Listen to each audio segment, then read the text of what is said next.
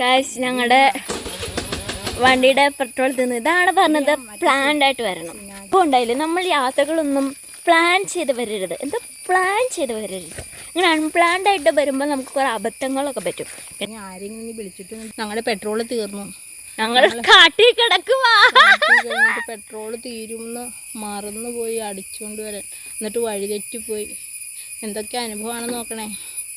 ഞങ്ങൾ ഇതും തരണം ചെയ്യും. ബിക്കോസ് എനിക്ക് നെസ്സിയുണ്ട്, നെസ്സിക്ക് ഞാനുണ്ട്. പക്ഷെ പെട്രോൾ ആരാ, ഞങ്ങൾക്ക് ആരുമില്ല. ഈ കാട്ടിൽ ആര് കൊണ്ടു തരും ഞങ്ങൾക്ക്? ഞങ്ങളെ ഡിങ്കനെ വിളിച്ചാൽ ഡിങ്കന് ഇപ്പം വഴക്ക് പറയും.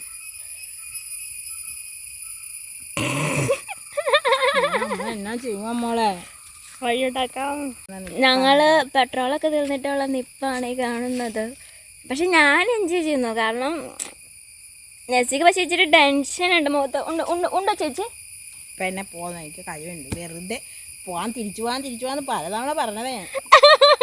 എന്നിട്ട് എനിക്ക് നീയുണ്ടോ, നിനക്ക് ഞാനുണ്ട് എന്ന് പറഞ്ഞ് പോകുന്നതാ. പക്ഷെ ഞങ്ങൾക്ക് രണ്ടുപേർക്കും ആരുമില്ലോ. ഞാൻ എൻ്റെ ഫ്രണ്ടിനോട് പറഞ്ഞിട്ടുണ്ട്, ഫ്രണ്ട് വിളിക്കാമെന്ന് പറഞ്ഞിട്ടുണ്ട്. ഹെൽപ്പ് ചെയ്യൂ, വരട്ടെ. അച്ഛനെ വിളിച്ചാച്ചി വഴക്കുറയില്ല. അച്ഛനെ വിളിക്കാത്ത, അതായത് ഞങ്ങളുടെ ഡിങ്കനെ വിളിക്കാത്തതെന്ന് പറഞ്ഞാൽ ഡിങ്കൻ ചെപ്പം ഞങ്ങളെ വഴക്ക് പറയും. പറഞ്ഞതല്ലേ? യെസ്, അങ്ങനെ പിടിക്കും, കള്ളം പിടിക്കും, സാമൂഹിക വിരുദ്ധർ ഉണ്ടെന്നൊക്കെ പറഞ്ഞതായിരുന്നു ഞങ്ങളുടെ ഡാഡി. ഞങ്ങളത് കേട്ടില്ല. അവസാനം പെട്രോളും തീർന്നു, കാട്ടിലായി. ഇപ്പോൾ അപ്പാപ്പൻ വന്നിരുന്നെങ്കിൽ ഞങ്ങൾക്ക് കുറച്ച് എൻ്റർടൈൻമെൻറ്റ് ഉണ്ടായിരുന്നു. കാരണം ഇപ്പോൾ അപ്പാപ്പൻ ഉണ്ടായിരുന്നെങ്കിൽ കുറച്ച് സംസാരിച്ചൊക്കെ ഇരിക്കാമായിരുന്നു. നടന്ന വണ്ടി എടുത്തിട്ട് പൊക്കോ. അമ്പലത്തിൽ പോകണമെന്നുണ്ടെങ്കിൽ മെറ്റിൽ കൂട്ടിയിട്ടെടുത്ത് തിങ്കളാഴ്ച പോലെ വഴി ബ്ലോക്കാന്ന് കേട്ടു. വണ്ടിയൊന്നും കിടത്തി വിടുകയല്ല. ഇപ്പം മനയത്തുള്ള ഒരു വീട്ടിൽ പോണതാ, അവിടെ പുളി പറിച്ച് ഉണങ്ങാൻ പോണതാ. പറമ്പിൽ നിന്ന് പറക്കി കൊടുക്കും. ഒരു കാരണവരൊക്കെയാണ്. ഇനിയിപ്പോ എത്ര ദൂരം ഉണ്ട് അങ്ങോട്ടേക്ക്? ഇവിടുന്ന് തന്നെ ഇനി കൂടി വന്ന ഒരു 8 കിലോമീറ്റർ. പിന്നെ ഞാൻ 15 കിലോമീറ്റർ കണക്ക് കൂട്ടി അങ്ങോട്ടും ഇങ്ങോട്ടും നടക്കുന്നയാളാ. ഇപ്പം 70 വയസ്സുണ്ട്. ആദ്യ കാലത്ത് 50 കിലോമീറ്റർ സക്കായിയുടെ ഒക്കെ കടയുണ്ടായിരുന്നു ഉടുമ്പന്നൂര്. അപ്പൊ ശരിയേട്ടാ, സന്തോഷം ചേട്ടനെ കണ്ടതാണ്. നമുക്ക് ഇപ്പഴാ വഴി തെറ്റിയെന്ന് മനസ്സിലായില്ലോ. 14-15 വീടുള്ളപ്പോൾ ആള് താമസമുള്ളത് ചുറ്റോടിയേറ്റും വനമാന്നേ. 8000 ഹെക്ടർ വനമാ മൊത്തത്തില്. അതിനകത്ത് മാത്രമായിരുന്നു ഞാന്. അപ്പൊ ആയിക്കോട്ടെ, ഇനി കാണാം നമുക്ക്. വേണമെങ്കിൽ പക്ഷെ ഇതൊരു നല്ല അനുഭവമാണ്. കാരണം ഞങ്ങൾ ഇതുവരെ യാത്ര പോയിട്ട് എവിടെയും പെട്രോൾ ഇല്ലാഞ്ഞിട്ട് നിന്നിട്ടില്ല. നിന്നതോ അതും കാട്ടിൽ, അതും പെട്രോൾ ഇല്ലാത്തടുത്ത്. അത് വിജനമായ ഒരാള് പോലും ഇതിലൂടെ വരാൻ ആകെ ഒരു അപ്പാപ്പനെയാണ് ഞങ്ങൾ ഇതുവരെ കണ്ടത്. ഒരു പകൽ മൊത്തം ഇവിടെ നിന്നിട്ട് ഈ വഴി കൂടെ ഒരു അപ്പാപ്പൻ പോണേ ഞങ്ങൾ കണ്ടോളൂ. യെസ്, നിങ്ങൾ കണ്ട അപ്പാപ്പൻ.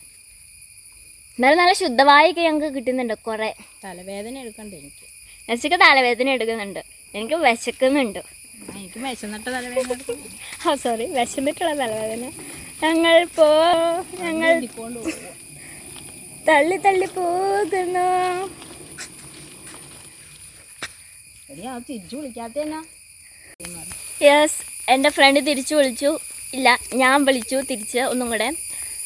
ഫ്രണ്ട് കൊണ്ടുതരും. എവിടെ നിൽക്കണേന്ന് ചോദിച്ചു. എത്ര കിലോ? യെസ്, ഫ്രണ്ട് ചോദിച്ചു എവിടെയാണ് നിൽക്കുന്നത്. പക്ഷെ ഞങ്ങൾക്ക് അതും പറയാനില്ല. ഒരു ഏകദേശം ഞങ്ങൾ പറഞ്ഞ് ഒപ്പിച്ചു. അപ്പം നമുക്ക് കുറച്ച് ഇനി എൻ്റർടൈൻമെൻറ്റ്, നമുക്കിനി കുറച്ച് വഴി മോശമായതുകൊണ്ടാണ്. ഞാൻ പറഞ്ഞല്ലോ, നമ്മൾ അൺപ്ലാൻഡ് ചെയ്ത് വന്നു കഴിഞ്ഞാൽ ഇങ്ങനത്തെ കുറേ കാര്യങ്ങളൊക്കെ നമുക്ക് പഠിക്കാം. പിന്നെ ഞങ്ങൾ ധീര വനിതകൾ ആയതുകൊണ്ട് ഞങ്ങൾ പേടിയൊന്നുമില്ല കേട്ടോ. പിന്നെ കാട്ടാന ഉണ്ടെന്നാണ് കേട്ടത് ഇപ്പം. പിന്നെ അവിടുത്തെ മീൻ പിടിക്കണ ഇക്കാമാരും പറഞ്ഞു കാട്ടാനകളൊക്കെ ഉണ്ടെന്ന്. പക്ഷെ ഇതുവരെ ഞങ്ങൾ അതും കണ്ടില്ല, കാട്ടാനയും കണ്ടില്ല, പാമ്പിനെയും കണ്ടില്ല. പക്ഷെ കാണാത്ത സാധനത്തിനെ കണ്ടു. എന്ത് ആമ. അതെ, ഞങ്ങൾ ആമയെ പ്രതീക്ഷിച്ചില്ല. നിങ്ങളും കണ്ടിട്ടില്ലല്ലോ കാട്ടാമേനെ. എല്ലാം നിങ്ങൾക്ക് വേണ്ടിയുള്ള ത്യാഗം. കണ്ണീര് കാണിച്ചിട്ട് വിശന്നിട്ട് കൈ കടവും മറക്കണമെന്ന്. പക്ഷെ അവനോട് വരുമ്പോൾ ഇച്ചിരി ചോറും കൂടെ കൊണ്ടുവരാൻ പറയാമല്ലോ. ഞങ്ങൾക്ക് ലേസൊക്കെ ഉണ്ട്, പിന്നെ ഇച്ചിരി വെള്ളമൊക്കെ ഉണ്ട്, മിഠായി ഉണ്ട്. ഷുഗറൊക്കെ തളർന്നു പോവാണെങ്കിൽ ഒരു മിഠായി ഒന്നും എനിക്ക് ഞാനിപ്പോഴും ഓർക്കാം. മിഠായിയൊക്കെ ഇവിടെ എവിടെയോ ഉണ്ട്. ഇത് കാണിക്ക് ഭാഗ്യം തുറക്കണം. ഉണ്ട് ചെറുക്ക് വെള്ളക്കുപ്പിയൊക്കെ ദേ വെള്ളക്കുപ്പി.